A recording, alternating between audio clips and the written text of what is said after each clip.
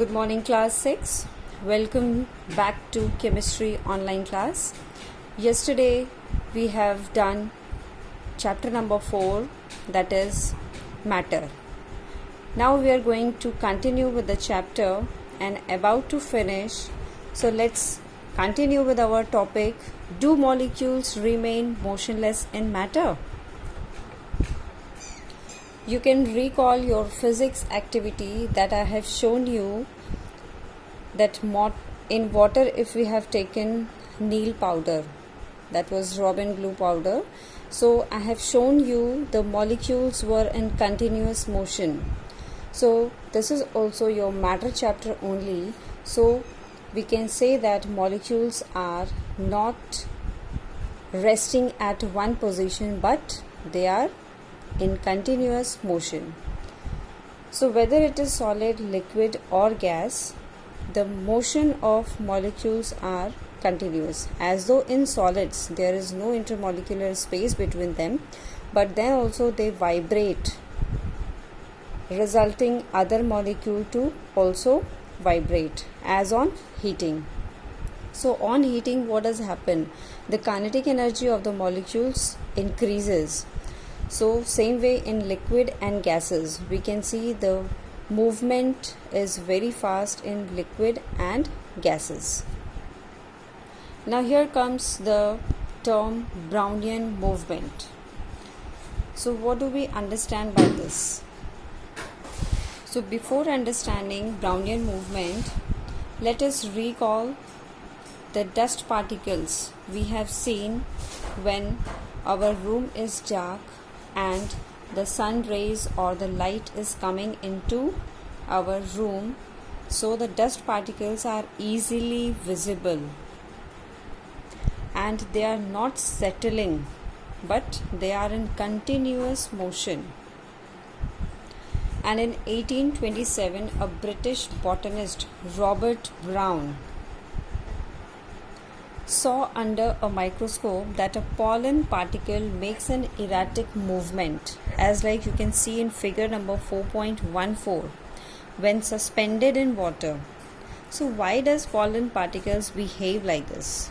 It does so because it goes on colliding with water molecules, moving continuously in all directions. So what is colliding here? The pollen particle is having a collision. It strikes with the water molecule. So as it strikes with the water molecule, it is continuous motion. So the same thing you have observed in when carbon is burned, or when a piece of paper is burning, or when dry leaves are burned. So the carbon which is burned and moving in air, so they are in continuous erratic motion.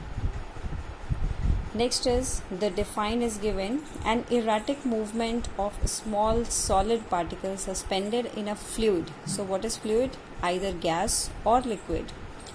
So that movement is called a Brownian movement. Next topic is action of heat on matter. So the observations when a matter is heated, we can see expansion, then change in state and chemical change.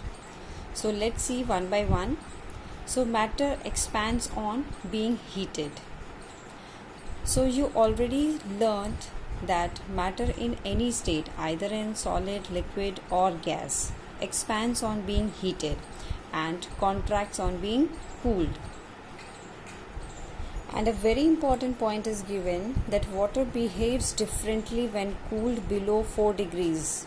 It expands, and thus ice occupies large volume than it melts. You may have seen in your refrigerator's freezer that when you are keeping the water for ice formation by the level of the bowl or the ice cube tray, but after it freezes, it bulges out, it swells out. So why does it happen? Because water behaves differently when cooled below 4 degrees Celsius. Next topic is change in state. So now what do we understand by this change in state? This also you have studied, that if we take the ice cube, so on gaining heat it changes into liquid, and then further supplying heat, water changes into gaseous state. So this is what change of a state.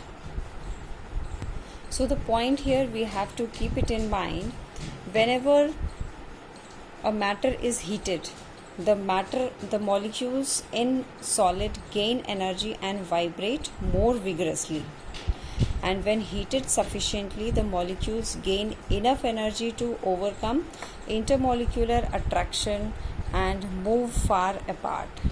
Hence, solid changes into liquid. So when solid changes into liquid, what does the term comes? Melting. Now melting point. The temperature at which solid melts is called melting point. Then we have evaporation or vaporization. As the liquid is heated, the molecules gain energy and move more vigorously. Some molecules gain enough energy to move far away from other molecules to form a gas. So the change in a state from liquid to gas is vaporization or evaporation.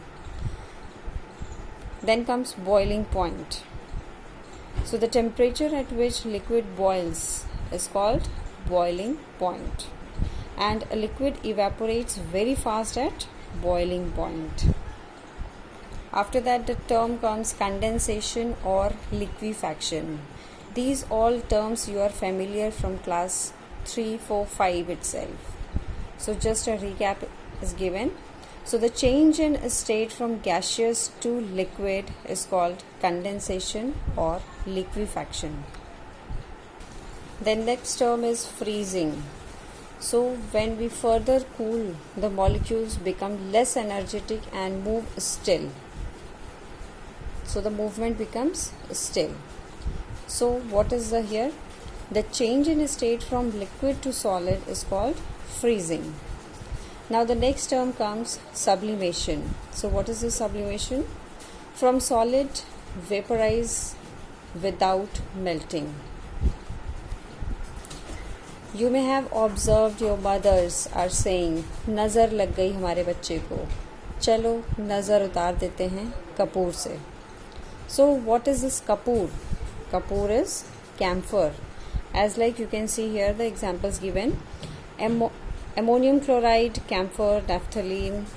These are the chemical substances in mothballs, and the iodines are common substances that sublime. Sublimes mean solid directly vaporizes without coming in liquid state.